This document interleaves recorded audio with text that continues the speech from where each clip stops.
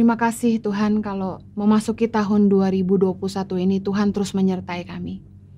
Saya percaya bahwa kasih karunia-Mu tersedia bagi kami. Ada kekuatan Tuhan yang akan menolong kami melewati apapun yang ada di depan kami.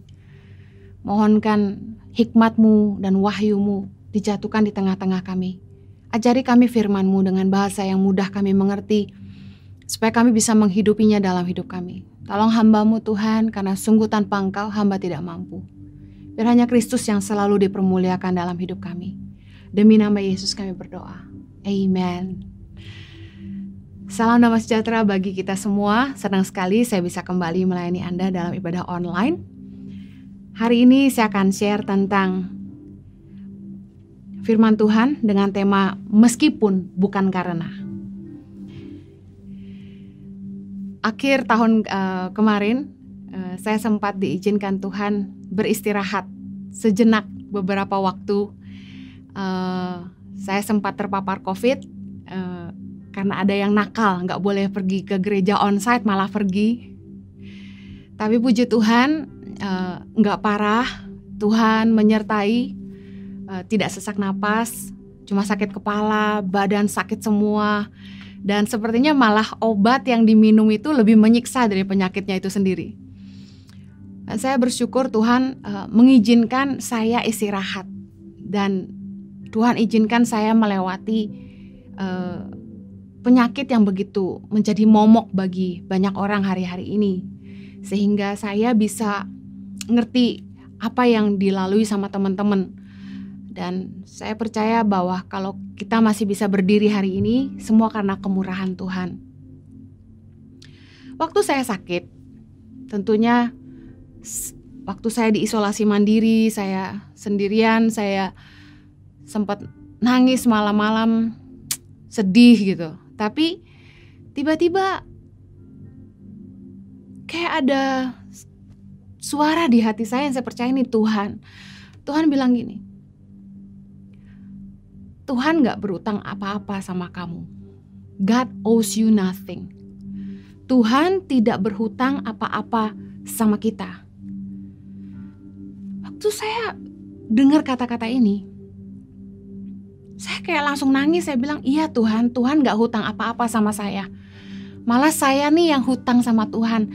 Hidup saya ini adalah milik Tuhan. Dan kalau saya bisa hidup hari ini, saya berhutang sama Tuhan. Saya pernah ngelewatin tahun 2008 awal waktu saya melahirkan putra bungsu saya sempat pendarahan hebat dan sakit parah selama 1 bulan. Dan saya bersyukur kalau saya bisa hidup hari ini itu kemurahan Tuhan. Waktu saya diingatkan Tuhan gak berhutang apa-apa sama kamu, Tuhan gak berhutang apa-apa sama kita, saya langsung ngerti. Seringkali dalam hidup ini kita tuh kecewa sama Tuhan karena Tuhan tuh gak menjawab doa kita. Kita tuh kecewa karena kita gak mendapatkan apa yang kita inginkan. Kita marah karena Tuhan gak meluputkan kita dari bencana. Kita mungkin kecewa sama Tuhan karena Tuhan gak menyembuhkan sakit kita. Kita kecewa karena Tuhan tidak menolong kita di tengah-tengah masalah kita, di tengah-tengah himpitan.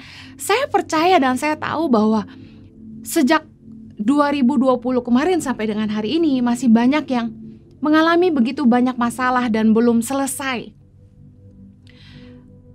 Dan mungkin mulai ada kekecewaan yang timbul di hati dan kita mulai bilang, Tuhan kok gak jawab saya sih? Tuhan kok gak dengar saya? Tuhan kok gak tolong saya? Tuhan kok gak luputkan saya dari bencana ini? Kok Tuhan gak biarkan saya? Seolah-olah Tuhan sengaja biarkan kita. Tapi saya mau bilang gini, kita harus belajar satu mindset bahwa hey, Tuhan tuh gak hutang apa-apa sama kita. Jangan perlakukan Tuhan seolah-olah Tuhan hutang sama kita. Dia harus lakukan ini dan itu untuk kita. Tapi sebaliknya, sebenarnya hidup yang kita punya ini adalah milik Tuhan. Saya ingin share, mungkin ada yang kecewa. Aduh, saya udah capek-capek melayani Tuhan, saya sudah nabur banyak, Saya sudah kasih seluruh hidup saya untuk melayani. Saya udah banyak nolong orang susah. Saya udah banyak memberi dan lain sebagainya. Tapi kenapa Tuhan nggak lindungi saya? Tuhan kok nggak tolong perusahaan saya? Kok Tuhan nggak luputkan saya? Saya mau bilang gini, jangan pernah merasa bahwa apapun yang kita bisa lakukan itu karena kemampuan kita sendiri. 2 Korintus 3 ayat 5 bilang gini, dengan diri kami sendiri, kami tidak sanggup untuk memperhitungkan sesuatu seolah-olah pekerjaan kami sendiri. Tidak. Kesanggupan kami adalah pekerjaan Allah. Kesanggupan Henny adalah pekerjaan Allah. Jadi kalau kita bisa mengerjakan banyak hal bagi Tuhan, bagi orang lain, apapun yang kita bisa buat dalam hidup ini, bukan kita yang mampu melakukannya, tapi Tuhan yang memampukan kita. Kesanggupan kami adalah pekerjaan Allah. Filipi 2:13.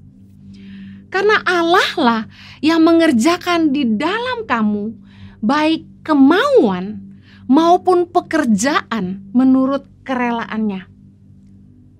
Jangan pernah merasa kita ini orang baik. Kita bisa buat ini dan itu, kita bisa buat baik sama orang, kita bisa nolong orang. Itu karena gue baik loh, karena gue yang baik. Saya orang baik. No. Yesus berkata, gak ada seorang pun yang baik selain daripada Allah saja. Dalam Markus 10:18. Kalau kita bisa berbuat baik, Filipi 2:13 bilang, Allah lah yang mengerjakan di dalam kita baik kemauan maupun pekerjaan menurut kerelaannya. Saya ingat satu hari saya pernah diwawancara di Trans TV, ditanya, Ibu Henny, bagaimana rasanya bisa berbuat baik buat ribuan orang di Indonesia? Saya bilang, saya nggak merasa apa-apa karena saya tahu kemauan dan kemampuan untuk melakukannya itu berasal dari Allah. Bukan karena kita sih hebat, bukan karena kita bisa, tapi karena Tuhan yang memampukan kita. Jadi ketika doa kita gak dijawab, ketika kita kecewa, kita marah sama Tuhan, saya hanya mau ingatkan, jangan pernah mengacungkan jari kepada Tuhan dan berkata, sia-sia semua yang saya udah buat Tuhan, sia-sia semua taburan saya, sia-sia semua yang saya udah kasih buat orang.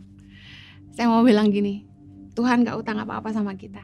Kalau kita mampu melakukan semua yang kita bisa lakukan, itu semua karena Tuhan. Hidup kita ini milik Tuhan. Roma 14 ayat 8 bilang, sebab jika kita hidup untuk Tuhan. Dan jika kita mati untuk Tuhan. Jadi baik hidup atau mati, kita adalah milik Tuhan. Hidup kita ini bukan punya kita, hidup kita ini milik Tuhan. Terserahlah Tuhan mau bawa kemana, terserahlah Tuhan mau bikin apa sama hidup kita. Jangan pernah marah sama Tuhan, karena hidup kita ini milik Tuhan, bukan milik kita. Waktu saya hampir meninggal Februari 2008, saya bilang sama Tuhan, Tuhan izinkan saya hidup. Saya ingin hidup sungguh-sungguh melakukan kehendak Tuhan. Saya mau bilang, hidup kita telah dibeli dan harganya telah lunas dibayar. 1 Korintus 6 ayat 20 bilang.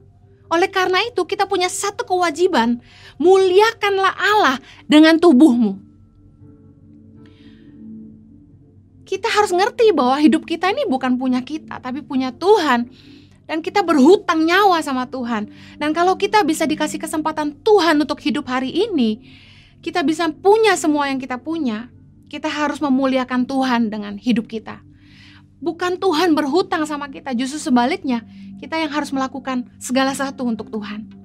Satu hal yang kita harus belajar dalam hidup kita, mengiring Tuhan, kita harus percaya bahwa Tuhan tuh sayang sama kita.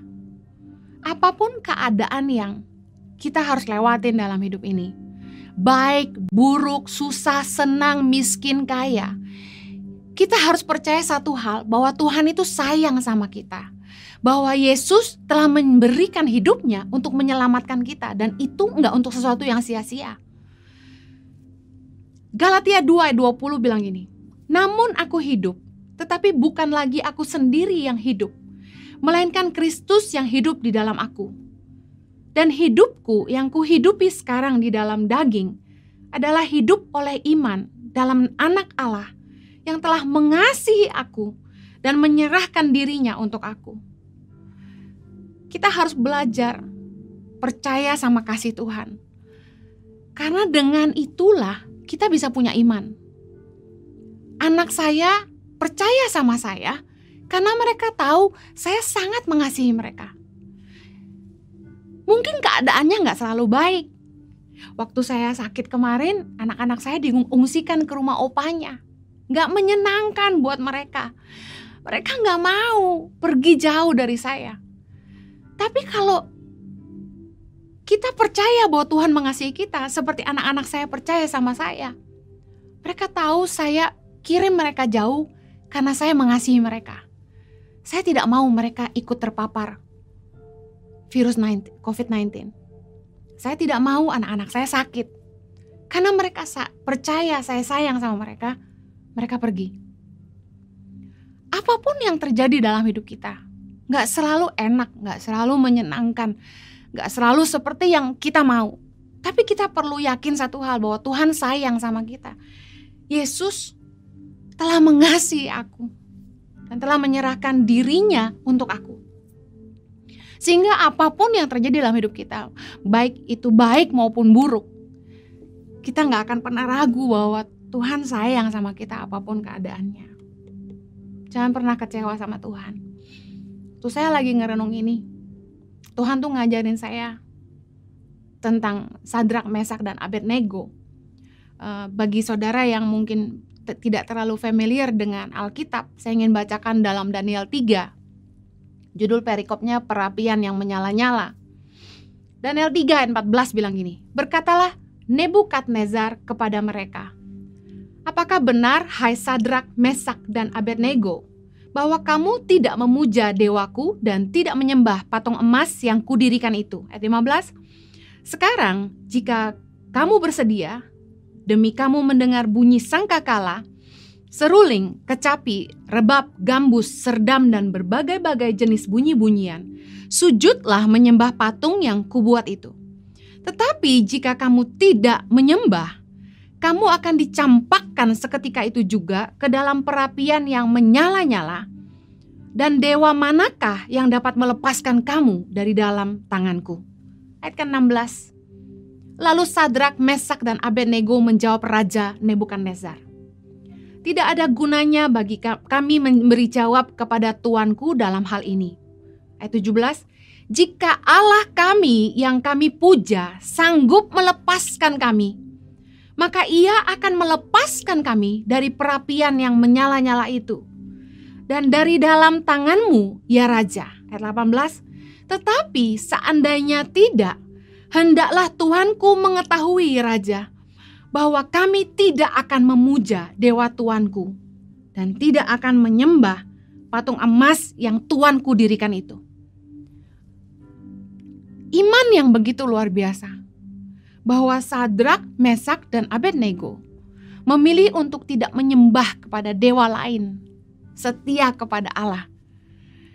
Meskipun bayarannya antara Tuhan menolong atau Tuhan tidak menolong. Mereka tetap buat sebuah komitmen. Kalau Tuhan yang mereka sembah sanggup menolong mereka, maka mereka akan ditolong. Tapi seandainya pun tidak, mereka ambil komitmen, mereka gak akan menyembah patung itu. Waktu saya baca ayat ini, saya terpukau dan mengingatkan saya bahwa pada hidup kita, seringkali waktu Tuhan gak jawab, kita marah. Waktu Tuhan gak berkati kita, kita kecewa. Waktu kita disakiti sama orang, kita langsung meninggalkan Tuhan. Kayaknya Tuhan jadi bulan-bulanan dalam hidup kita. Kalau Tuhan tolong, Tuhan baik. Kalau Tuhan gak tolong, Tuhan gak baik. Iman kita udah kayak yoyo aja naik turun.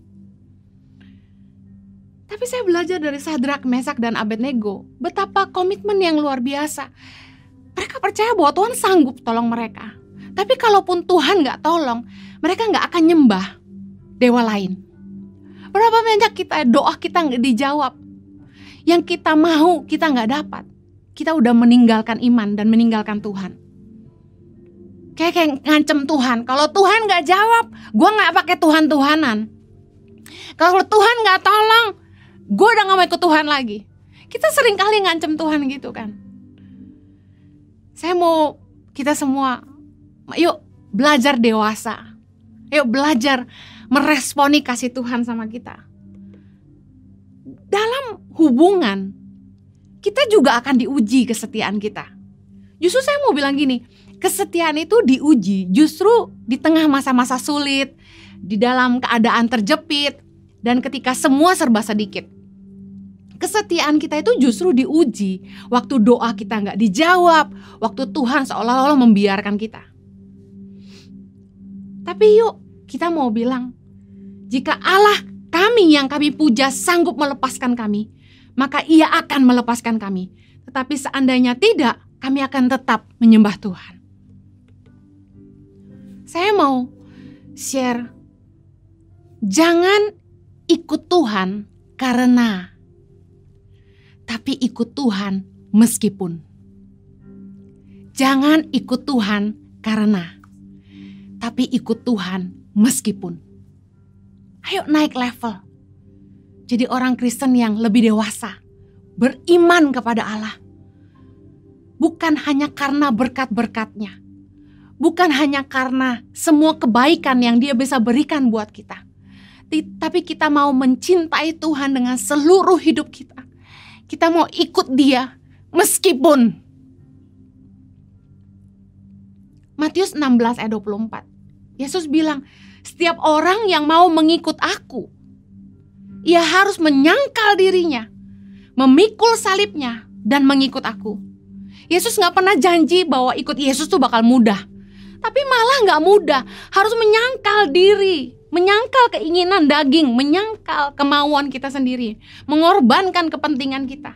Kita harus belajar pikul salib kita, sebuah tanggung jawab yang kita mungkin gak mau.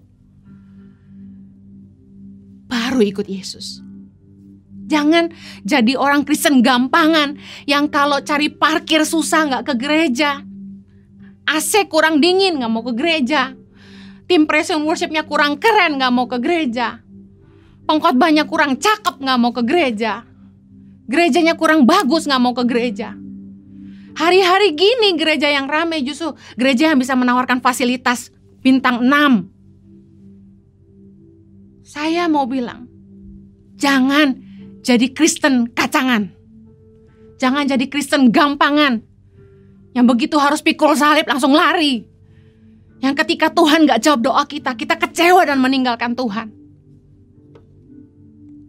Bertahun-tahun saya ikut Tuhan, hidup saya banyakkan susah daripada senang. Tapi saya mau bilang, Tuhan itu membuat segala sesuatu indah pada waktunya. Dalam hubungan suami istri, waktu laki-laki dan perempuan mengambil keputusan untuk menikah, di dalam janji nikah, mereka selalu akhiri dengan perkataan, akan tetap setia dalam suka maupun duka, susah maupun senang, sakit maupun sehat, miskin maupun kaya. Pertanyaan saya, berapa banyak yang benar-benar setia menjalaninya? Jangan cuma ketika suka tapi duka.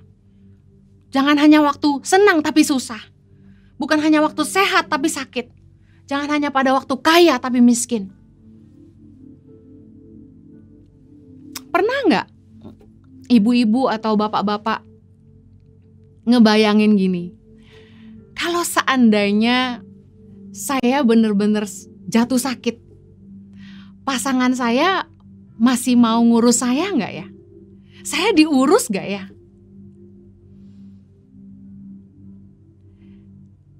Pasangan kita masih sehat aja, kita ngurusnya masih banyak ngomelnya.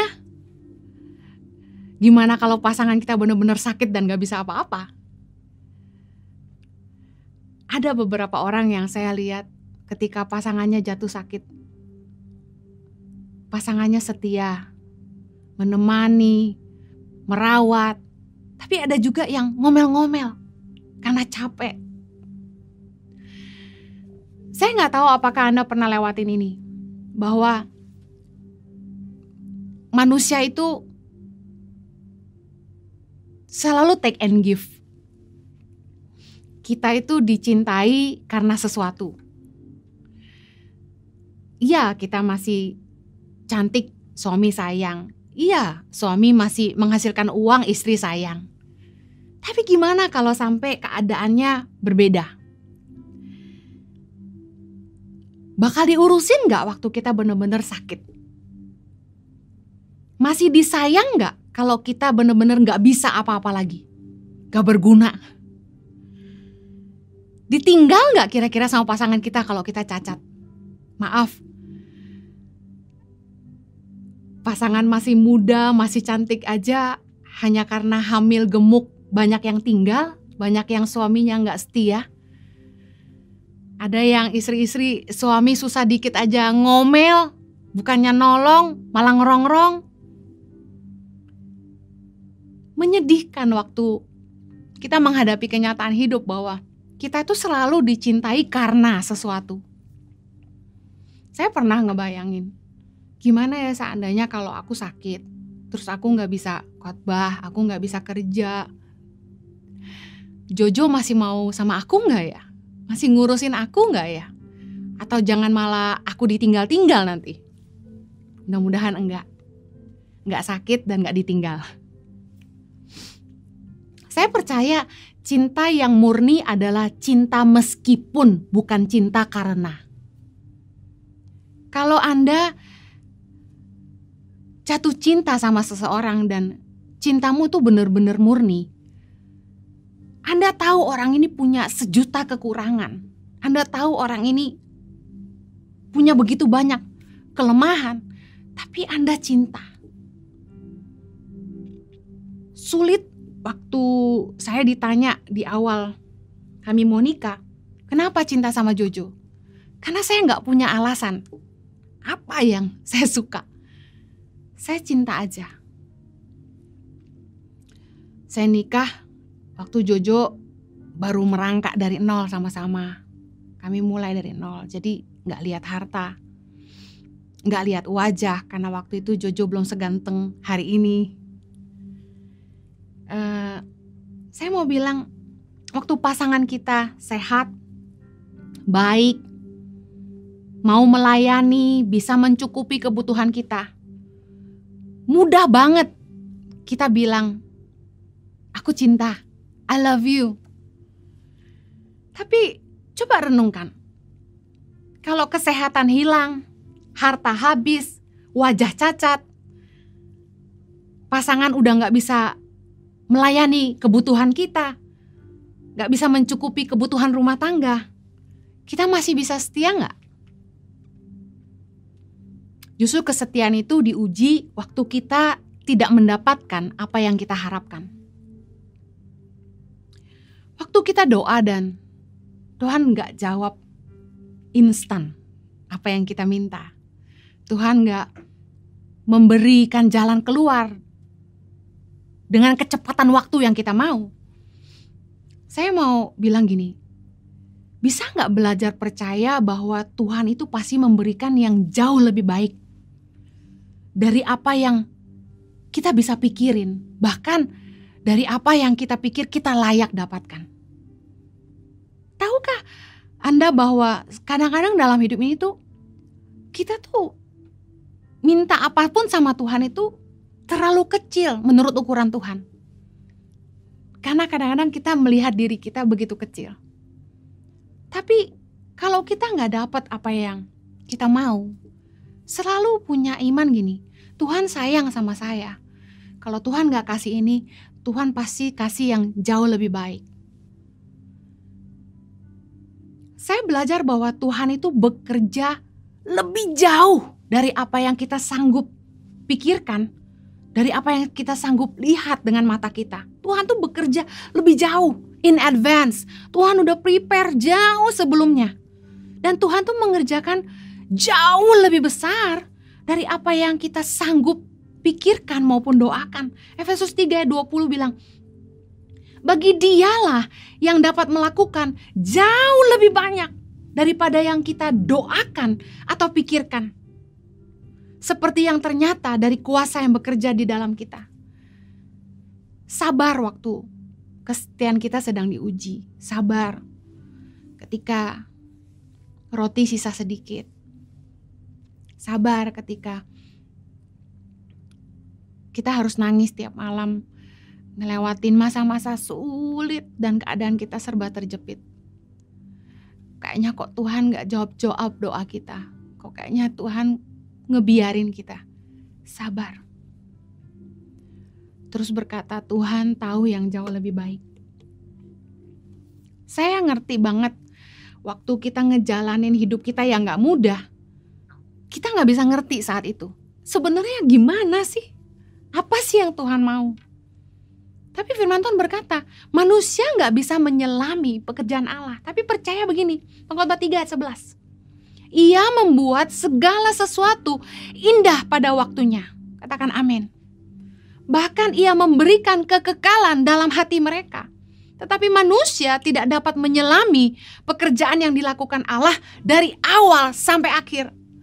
Aduh, kalau udah ngelewatin semuanya tuh baru kita ngelihat ke belakang dan hey, ternyata ini loh maksud Tuhan. Ternyata Tuhan itu bawa saya ke Indonesia tuh untuk ini loh. Tapi waktu ngejalaninnya, susahnya minta ampun dan seperti gak ada habisnya. Seperti gak ada jalan keluarnya. Tekanan demi tekanan. Tapi satu pelajaran penting, kita mau belajar cinta sama Tuhan. Bukan karena, tapi meskipun. Saya mau tutup dengan Habakuk 3 ayat 17-19. Dengan iman sama-sama yuk baca. Sekalipun pohon ara tidak berbunga, pohon anggur tidak berbuah, hasil pohon zaitun mengecewakan.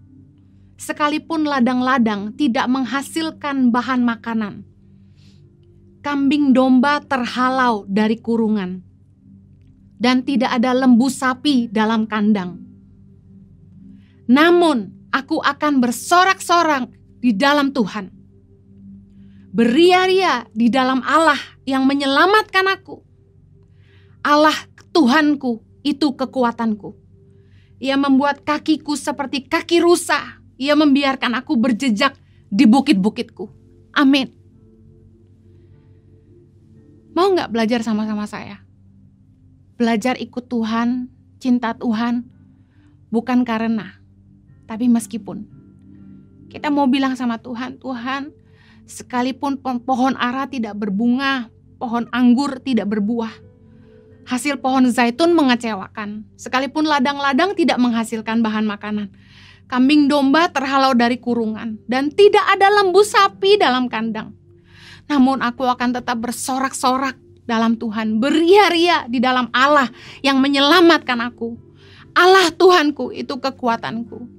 Bukankah Dia kekuatan kita? Percayalah bahwa sesulit apapun hidup kita hari ini, percayalah ada kekuatan dari Tuhan yang pasti akan memampukan kita untuk melewati semuanya. Tetap bersyukur, tetap percaya, dan terus setia. Belajar ikut Tuhan, bukan karena, tapi meskipun. Saya berdoa, ada kekuatan yang memampukan kita semua melewati apapun yang ada di depan kita. Yakini kasih-Nya bagi kita, bahwa Dia Tuhan yang setia dan adil. Dia pasti akan menyediakan jalan keluar. Dia tidak akan mengizinkan kita dicobai melampaui kekuatan kita. Saya percaya ada kekuatan kasih karunia Tuhan yang memampukan kita semua melewati apapun yang ada di depan kita. Masih terus mengucap syukur. Mari terus berdoa dan terus percaya. Mari kita berdoa. Terima kasih Tuhan.